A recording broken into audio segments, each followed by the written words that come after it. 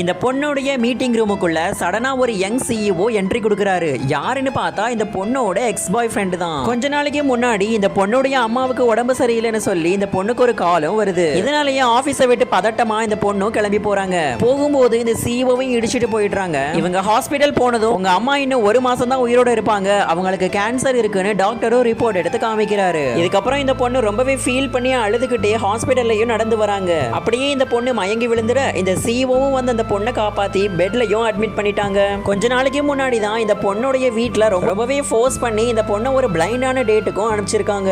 இந்த பொண்ணு சீட்டு மாதிரி உட்கார்ந்து இருக்கிறதுனால வந்த சிஇஓ இந்த பொண்ணு சீட்டு மாதிரி உட்கார்ந்துட்டாங்க. வேற ஒரு மீட்டிங்காக வந்த சிஇஓ இந்த பொண்ணு கிட்ட உட்கார்ந்து பேசிட்டு இருக்காரு. இந்த பொண்ணு பொம்பளைங்கன்னா உங்களுக்கு என்ன இலக்காரமா போச்சா, எங்களால சொந்த காலில் நிக்க முடியாதுன்னு நினைக்கிறீங்களா, எனக்கெல்லாம் ஒரு ஆம்பளையோட துணை தேவையே இல்லை, எங்க அம்மா ரொம்பவே சீரியஸான கண்டிஷன்ல இருக்காங்க, அவங்களுக்காக தான் நான் இந்த பிளைண்ட் டேட் அட்டென்ட் பண்றேன், மத்தபடி எனக்கு உங்க மேல எந்த இன்ட்ரெஸ்டும் இல்லைன்னு ரொம்பவே ஓப்பனா சொல்லிடுறாங்க. இந்த சிஇஓ அந்த பொண்ணு கிட்ட நான் இனிமே உங்களுக்கு சப்போர்ட் பண்றேன்னு சொல்லிட்டு அந்த பொண்ணு கூட உட்கார்ந்து அன்னைக்கு டின்னரும் சாப்பிடுறாரு. இப்படியே போகும்போது 2 பேரும் கான்டாக்ட் இன்ஃபர்மேஷன்ஸையும் ஷேர் பண்ணிக்கிறாங்க. இந்த பொண்ணு மயக்கத்தை விட்டு எழுந்ததுக்கு அப்புறமா அவங்க அம்மாவையும் பார்க்க போறாங்க. அவங்க அம்மாவும் இந்த பொண்ணு கிட்ட நீ கண்டிப்பா கல்யாணம் பண்ணியே ஆகணும், எனக்கு அப்புறமா உன்னைய பாத்துக்கிறதுக்கு யாராவது தேவை, நீ இன்னொரு முறை டேட் அட்டென்ட் பண்ணி பாருமா அப்படின்னு சொல்றாங்க.